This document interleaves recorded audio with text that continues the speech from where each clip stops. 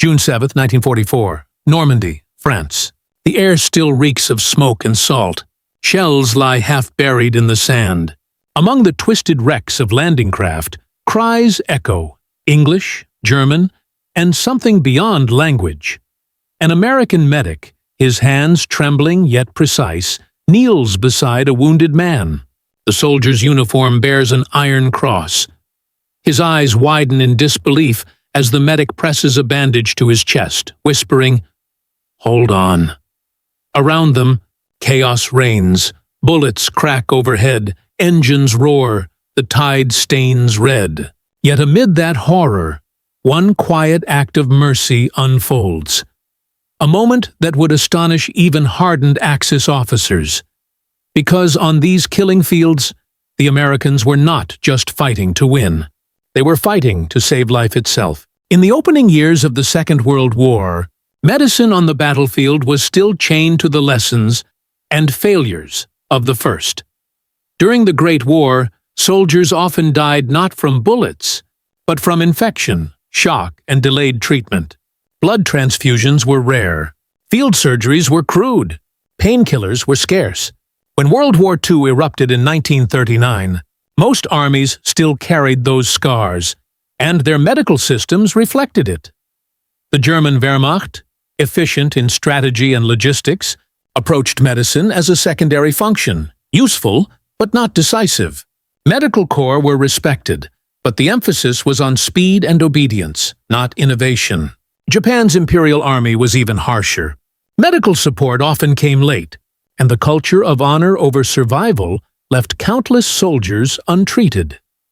Then came America. When the United States entered the war after Pearl Harbor in December 1941, its military medical system was still developing. Yet within months, something remarkable began. The U.S. Army Medical Department, driven by scientists, surgeons, and ordinary doctors turned officers, launched one of the most ambitious transformations in military medicine ever attempted. They understood one thing clearly. Modern war was not just about firepower. It was about preserving manpower. Every soldier saved was a weapon restored. Every limb saved was morale strengthened. By 1942, American field hospitals were being reorganized with scientific precision. Surgeons who had once operated in city hospitals were now learning to perform under canvas tents, using makeshift tables and dim lantern light. The Army began training tens of thousands of medics, young men who were neither soldiers nor doctors, but something in between. They were trained not to kill, but to run toward gunfire.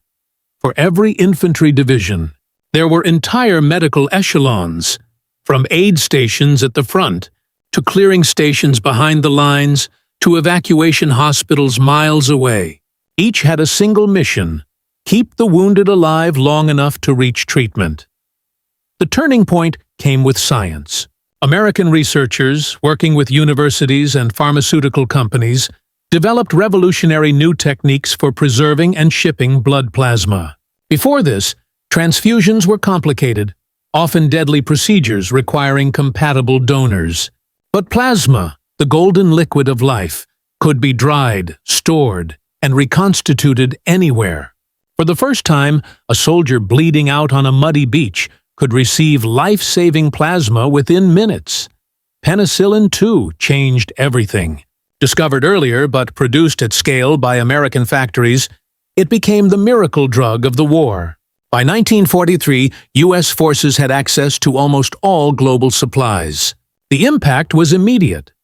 Gangrene, sepsis, and wound infections that once claimed thousands of lives now saw recovery rates rise dramatically. American medicine was becoming a weapon in itself, and while bombs and tanks drew the world's attention, another quiet revolution was unfolding, one measured not in destruction, but in lives saved. At first, even Allied commanders doubted how much difference it would make. But in the deserts of North Africa and the jungles of the Pacific, the numbers began to tell their story. By 1943, a wounded American soldier had nearly doubled the survival rate of his German or Japanese counterpart. This was not luck. It was the outcome of planning, compassion, and relentless innovation. A system that would soon astonish even the enemies it fought. And as the war spread from Tunisia to Italy, from the English Channel to the Philippines, America's medical machine followed, faster, smarter, and more humane than anything the Axis had ever seen. By 1944, the U.S. Army Medical Department had become a sprawling network unlike any other in military history. It stretched from the beaches of Normandy to the jungles of Burma, from field tents to hospital ships. Behind every combat division stood an invisible army of doctors, nurses, stretcher-bearers, chemists, and logisticians, all united by a single doctrine: no man left to die if he can be saved. The structure was meticulously layered. Closest to the front were company aid stations, simple setups often just a few hundred meters behind the fighting line. Here, medics performed the first miracles: stopping bleeding, giving morphine, starting plasma transfusions. Many worked under direct fire, crawling through mud to reach the fallen. Behind them came the battalion and regimental aid posts, where surgeons began emergency operations. From there, casualties were moved to evacuation hospitals, mobile facilities equipped with surgical theaters, X-ray units, and laboratories. These were marvels of wartime engineering, able to pack up and relocate within hours, following the front wherever it advanced. Farther back stood the general hospitals, often in France, Britain, or Pacific bases, where the wounded received long-term care, and when the injuries were too severe, planes would lift them out entirely. The dawn of air evacuation. For the first time, wounded soldiers could be flown from the battlefield to fully equipped hospitals in a matter of hours. It was a logistical feat no Axis power had achieved. The American system also relied heavily on the Red Cross, whose nurses, volunteers, and blood drives became lifelines. Millions of civilians back home participated, donating blood, knitting bandages, sending comfort kits to hospitals abroad. It wasn't just a war effort. It was a national heartbeat. Contrast this with the Axis powers. In the German army, though field medicine was efficient, it lacked flexibility. Supplies were often scarce, especially as Allied bombings crippled logistics. Many wounded soldiers languished for hours, even days, before receiving proper care. The Luftwaffe's air evacuation system worked well early in the war, but by 1944, fuel shortages and Allied air dominance had nearly ended it. Japan's medical situation was far worse. In the Pacific, wounded Japanese soldiers were often abandoned if evacuation risked compromising a position. Their medical corps were courageous, but under-equipped and under-supported. Field sanitation was poor, and malaria, dysentery, and tropical ulcers claimed more lives than bullets. In sharp contrast, American troops carried first aid kits with sulfa powder to prevent infection. Every GI was trained to give himself or his comrade an emergency dressing. Small details, but together, they meant survival. Behind these systems stood a vast network of research and innovation. The U.S. War Department worked with Harvard, Johns Hopkins, and countless laboratories to develop portable surgical kits, lightweight splints, and sterilization units.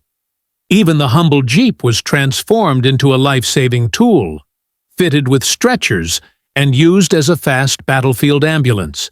Hospital ships, painted white with red crosses, became floating sanctuaries.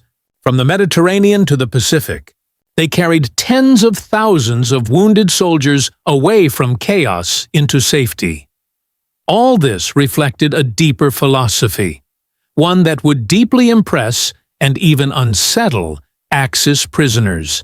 The idea that an enemy, a German, an Italian, a Japanese, could be treated with the same care as an American soldier was, to many Axis men, incomprehensible. Their training had taught them that mercy was weakness. Yet when captured and wounded, They found themselves receiving American bandages, American plasma, and often American blood. The war's brutality remained, but within the smoke and carnage, America's medics embodied something extraordinary, a kind of organized humanity. And it was this very humanity that would soon be tested on the war's deadliest fronts, where compassion met chaos head-on. 1. The human angle. Mercy amid madness. Every war tests what remains of humanity when civilization collapses. For the American medic, the answer was simple. Life came first. Uniform second. In Europe and the Pacific, countless stories echoed this quiet principle. At Anzio, medics crawled through artillery fire to reach German soldiers whose own units had retreated. In the Ardennes, during the frozen hell of the Battle of the Bulge, American doctors treated frostbitten prisoners alongside their own. Some Axis troops reportedly wept when they realized they were receiving the same rations, the same blankets, and the same morphine doses as U.S. soldiers. To them, it defied everything they had been taught about the enemy.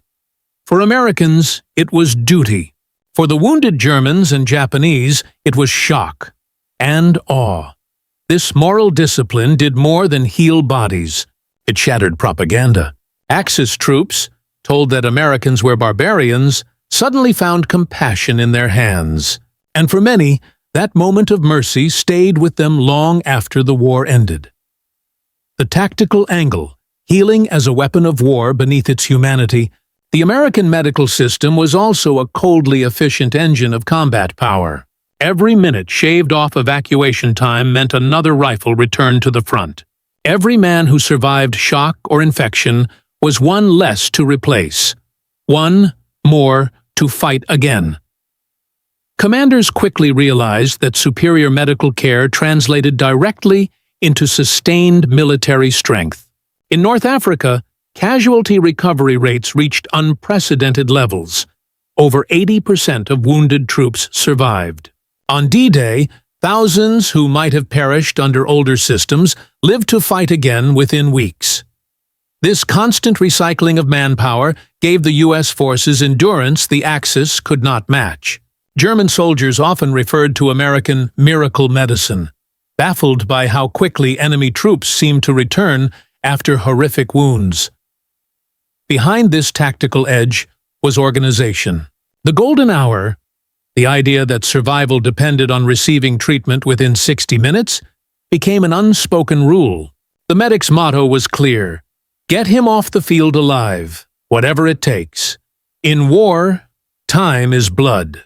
And the Americans learned to save both. The technological angle, science on the front line. While soldiers fought with rifles and tanks, scientists waged another battle, against death itself. The American wartime medical revolution was powered by technology born not in laboratories of peace, but in the chaos of total war. The mass production of blood plasma was perhaps the most remarkable. Factories turned human donations into powdered plasma that could be carried in small tins. Each contained the power to restart a fading heartbeat, to bring a man back from the edge. Then came penicillin, the true miracle drug. In 1941, it was a laboratory curiosity. By 1944, American industry, led by companies like Pfizer, was producing millions of doses monthly. It wasn't just soldiers who noticed the change. Axis prisoners began whispering about the American drug that could stop infection overnight. Other innovations followed. Lightweight surgical instruments, portable X-ray units, even mechanized dental trucks. For the first time, war medicine moved almost as fast as war itself.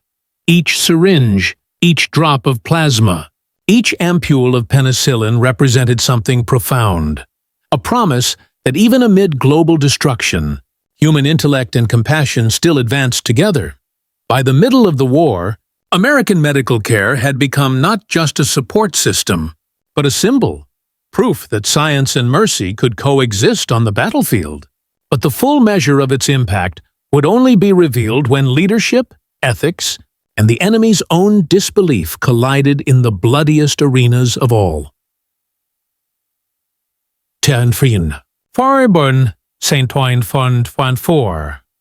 The leadership angle. Compassion as command strategy behind. Every act of battlefield mercy stood a chain of command that endorsed it. Leaders like General Dwight D. Eisenhower and General George C. Marshall understood that morale and medical care were inseparable.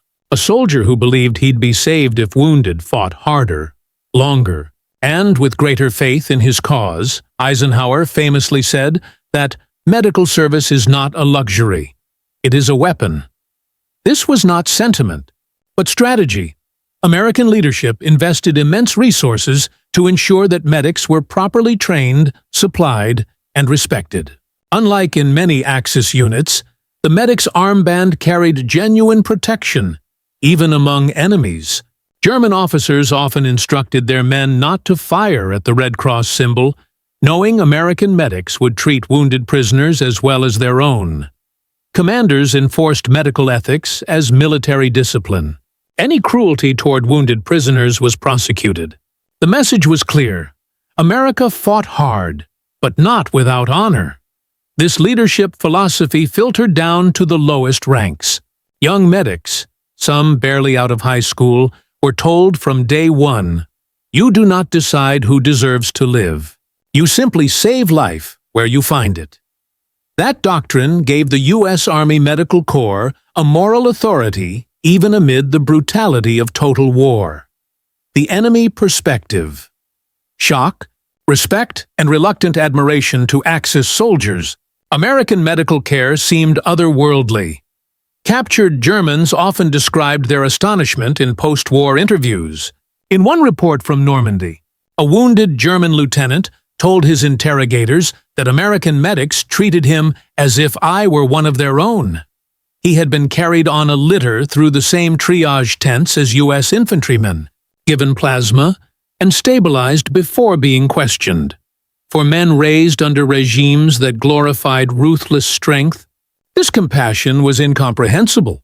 Nazi ideology preached that mercy was weakness. Yet on the battlefields of Europe, the supposed enemy showed mercy even when it risked lives. Japanese prisoners expressed similar disbelief. In the Pacific Islands, where combat was often savage and close, wounded Japanese soldiers expected execution, not aid. Instead, they found themselves bandaged, given water, and evacuated. Some refused help, fearing dishonor. Others wept silently when treated. Axis medical officers studied these encounters closely. Reports sent back to Berlin and Tokyo documented the efficiency, hygiene, and discipline of American medical units, and quietly, their humanity. Many of these observations later influenced post-war reforms in both German and Japanese military medicine. It wasn't propaganda, it was respect, born from first-hand experience. The moral angle, the battlefield of conscience amid destruction. American medics fought a second, quieter war, the war for the soul of humanity. To heal an enemy was to deny hate its final victory. To save a man you had been ordered to kill was to assert that even in total war, ethics had not died. This philosophy was rooted in the Geneva Conventions, which America not only honored but expanded in practice. Prisoners of war received standardized medical treatment, protected under international law. Yet, the Americans often went further. In makeshift tents and ruined villages, medics treated civilians, children, even animals caught in bombardments. The symbol of the Red Cross became a mark of trust. Even in enemy territory, wounded soldiers sometimes crawled toward it, believing that the man behind it would not harm them. Historians later argued that this moral foundation helped define the post-war image of the United States, not just as a military superpower, but as a nation capable of mercy. For many who witnessed it firsthand, the memory of those medics, kneeling in the mud, sharing water with dying foes, would outlast the gunfire. This layered combination of leadership, respect, and moral resolve gave American wartime medicine a power far beyond science. It wasn't just about saving lives, it was about preserving the very idea of humanity amid its greatest trial. But on the front lines, mercy had limits. Soon, the medics would face their most harrowing test, in the inferno of battles where compassion had to compete with chaos. June 6 to 8, 1944, Normandy. The beaches of France became the crucible where American medical innovation faced its greatest test. The landings at Omaha, Utah, Juneau, Gold, and Sword were not just military operations. They were human catastrophes measured in blood and seconds. As the first assault waves hit the shore, chaos consumed everything. Bullets shredded the surf. The wounded screamed for medics, their cries nearly drowned by the thunder of naval guns. Yet amid this storm, figures with white helmets marked by red crosses moved calmly through the slaughter. They carried no weapons, only bandages, morphine, and plasma bottles swinging from their belts. Private Desmond Doss, a conscientious objector serving with the 77th Infantry Division, embodied that courage later in the Pacific. But in Normandy, thousands like him lived his creed: to save life. Not take it, medics like Technician 5th Grade Joseph Lapointe, Corporal Thomas Bennett, and countless others faced a simple rule: no man gets left behind alive. At Omaha Beach, casualties piled up faster than they could be counted. The sand turned dark with blood. Yet American medics established field aid posts behind tank obstacles, under shell fire, often using their own bodies as shields. They performed amputations with pocket knives, transfused plasma from tins filled hours before, and dragged men back through surf thick with mines. One German POW later recalled his disbelief. He had been shot through the arm during the counterfire and expected abandonment. Instead, 2 U.S. medics pulled him to safety, stopping his bleeding with the same care given to Americans. They even apologized for the pain, he said in interrogation notes preserved after the war. The system held. By nightfall on June 7th, hundreds of lives had been saved that would otherwise have been lost, not through firepower, but through organization, compassion, and training. Behind the beaches, the medical chain came alive. Jeeps ferried wounded men to collecting stations. Trucks converted into mobile operating theaters worked non-stop. Surgical teams rotated in 12-hour shifts, operating by candlelight. The first hospital ships, marked with bright red crosses visible even to enemy aircraft, carried the critically wounded back to England. Every link, from the medic's hand in the sand to the surgeon's scalpel in a floating hospital, worked in harmony. It was one of the most complex rescue systems ever executed in wartime. But Normandy was only the beginning. 6 months later, in the frozen Ardennes, the Battle of the Bulge pushed American medics to the edge of endurance. Temperatures dropped below 20°C. Supply lines broke. Casualties were trapped for days. Yet still, the medics worked, wrapping shivering men in parachutes for warmth, thawing frozen plasma over small fires, and treating both American and German wounded in the same barns. Here, compassion met chaos head-on. Field hospitals were overrun, yet medics refused to flee until the last patient was evacuated. Many were captured, but even German officers later praised their courage, ensuring their safety. In those weeks, medical care became more than survival. It became defiance, proof that even in hell, humanity could stand its ground. By the end of the Ardennes campaign, over 80,000 Allied soldiers had been wounded or captured. Yet survival rates remained astonishingly high. Nearly 90% of those who reached aid stations lived. It was a triumph not of conquest, but of conscience. And across enemy lines, whispers spread. of the Americans who healed even as they fought. As the war deepened into its most brutal phase, the stories of American medics began spreading through whispers, from prisoner camps to interrogation cells, from wounded soldiers to frontline commanders. These were not tales of victory or glory. They were stories of mercy. In the ruins of Cassino, Italy, a German sergeant lay half-buried under debris after a bombing. When he regained consciousness, he found himself in a tent surrounded by American nurses. One of them, with blood-stained gloves, smiled gently and said, "You're going to be fine."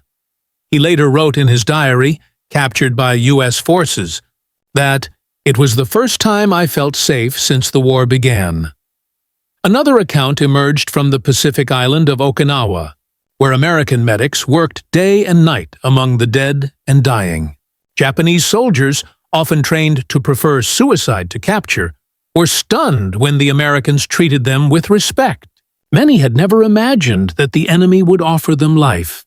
One Japanese officer, treated for shrapnel wounds, told his interrogator through a translator, "I was taught that Americans were beasts, but the man who gave me water and fixed my wound, he was kinder than anyone in my own army." These quiet encounters carried an invisible power. They began to erode the psychological walls built by propaganda. Axis troops realized that the enemy they were told to despise possessed something their own leadership lacked: organized compassion. In North Africa, captured Italian soldiers often sang praises of the American hospitals. Reports from the U.S. Army's psychological warfare division noted how POW morale improved dramatically once they received medical treatment. Some even volunteered information in gratitude. American officers understood that healing could be as effective as interrogation, but the medics themselves never saw it as strategy. For them, it was duty and the right thing to do. One of the most powerful examples came from the Philippines. 1945. After the Battle of Manila, hundreds of wounded, both Allied and Japanese, were found amid the rubble. The American 21st Evacuation Hospital treated everyone. Nurses recalled Japanese soldiers bowing weakly in confusion after realizing they would not be executed. In those moments, amid shattered cities and smoke, humanity flickered alive again. There were darker moments too. Many medics struggled emotionally. The constant sight of suffering, the impossible choice of who to save first. A medic named Private Albert C. Brown later wrote, "We didn't think of sides anymore, just wounds. The body doesn't know nationality when it's bleeding." In the chaos of battle, that philosophy turned enemies into patients, and patience into proof that compassion could survive even in war. By 1945, the scale of the American medical operation was staggering. Over 12 million soldiers served across multiple theaters, and more than 670,000 medical personnel supported them. Casualty evacuation chains stretched across continents.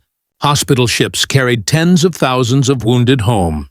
And through it all, Axis prisoners continued to receive the same care as Allied troops. German field reports captured after the war described their astonishment. American medical troops appear everywhere. Fearless, unarmed, working even under artillery. Their morale is high. Their devotion to life is absolute. Even Nazi propaganda officers, desperate to maintain morale, could not hide the admiration many soldiers expressed for their enemy's medical corps. It was an irony of history that in a war defined by industrial death, the nation that built the atomic bomb also built the most humane medical system the world had ever seen.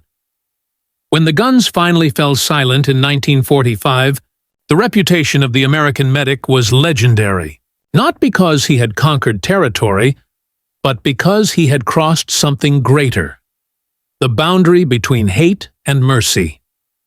As the surviving Axis soldiers limped back to a defeated homeland, many carried stories not of battle, but of rescue, of the enemy who saved them.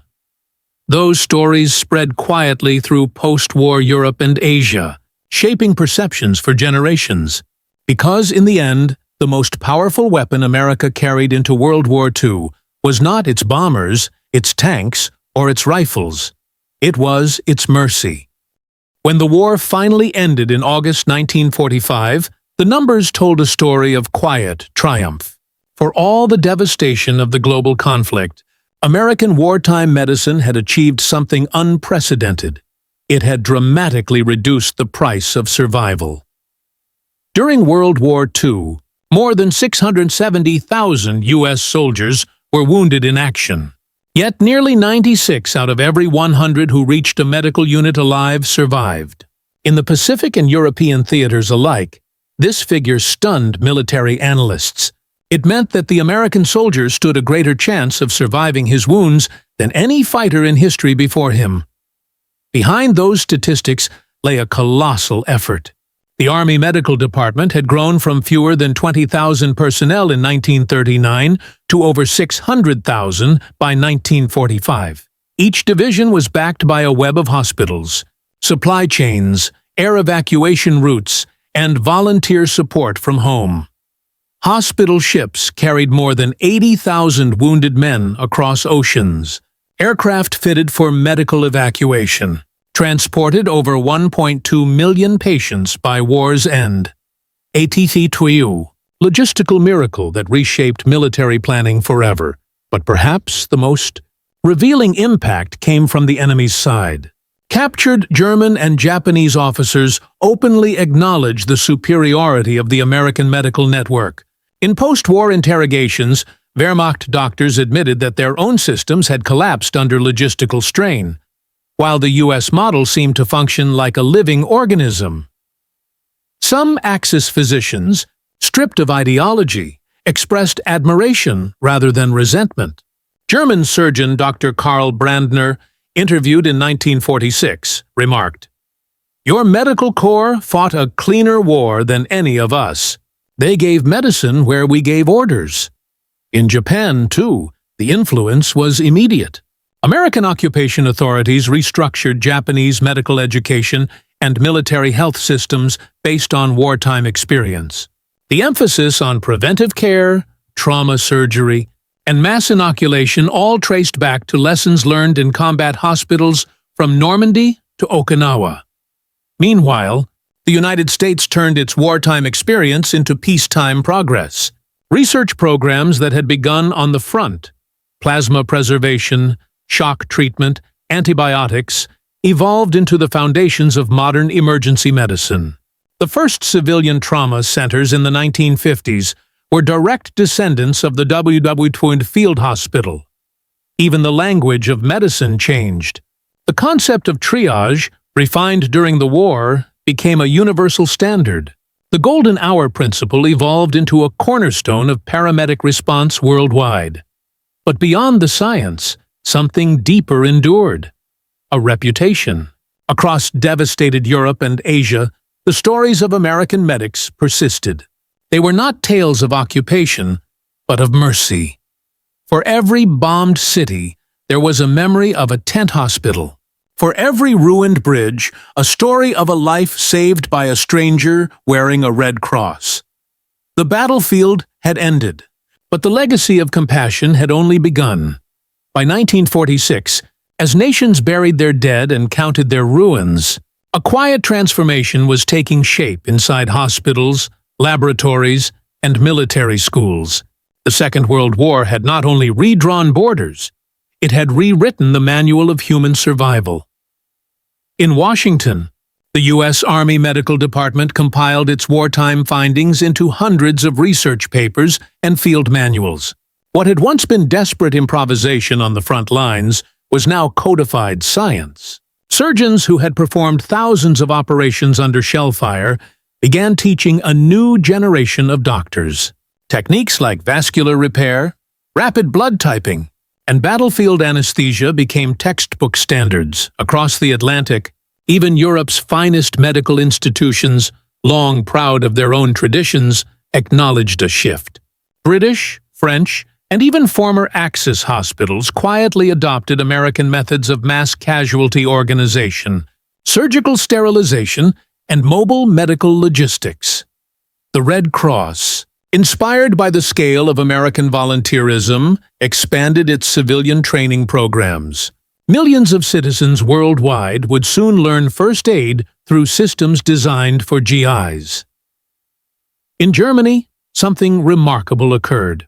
At post-war medical conferences in Frankfurt and Munich, German doctors publicly studied the structure of American field medicine. They marveled at its mobility, how entire surgical units could pack, deploy, and operate within hours. To many, this efficiency bordered on engineering perfection. It wasn't just technology that impressed them. It was the moral force behind it. American medicine had treated prisoners, civilians, and allies with the same urgency. That moral consistency struck a chord in the ruins of Axis ideology. As one German medic later wrote in his diary, "They healed the men they had defeated. In that moment, I understood the kind of victory we had lost." The awe went beyond sentiment. In the years that followed, dozens of Axis medical officers, some with dark wartime records, were quietly invited to observe American hospitals as part of rehabilitation programs. The goal was not humiliation, but re-education. Many returned home determined to rebuild their national healthcare systems on more humane lines. Meanwhile, America itself evolved. Veterans returned with a new respect for medical care. The GI Bill funded countless careers in nursing, pharmacy, and public health. Hospitals expanded, and university research centers flourished. Out of the trauma of war, the modern American healthcare industry was born, a machine of science, logistics, and compassion that traced its origins back to the mud and chaos of Europe's battlefields. By the dawn of the Cold War, the United States stood not only as a military superpower, but as a medical one. Its doctors had fought a war without hatred, and in doing so, they had changed how the world viewed both enemies and allies. The awe that Axis soldiers once felt on the field became a quiet respect shared by historians, doctors, and nations alike.